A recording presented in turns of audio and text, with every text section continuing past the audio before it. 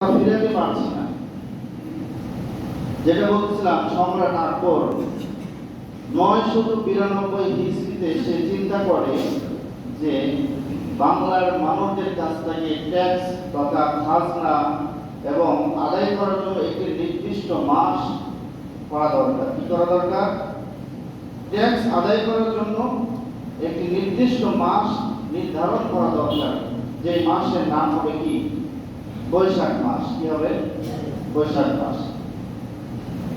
তো সম্রাট আকবরের অধীনস্থ একজন জ্যোতির্বিদ ছিলেন, তার নাম হলো আমির ফাতিউল্লাহ সিরাজি। কি নাম? আমির ফাতিউল্লাহ সিরাজি। এই জ্যোতির্বিদ সে সম্রাট আকবরের সিদ্ধান্ত অনুযায়ী সে বাংলা নববর্ষ সালকে কি করলো? ক্যালেন্ডারের মধ্যে সে লিপিবদ্ধ করলো। এটার উদ্দেশ্য কি ছিল? খাজনা বা ট্যাক্স ওসুল করার জন্য। এবং আমরা ছোটবেলা দেখেছি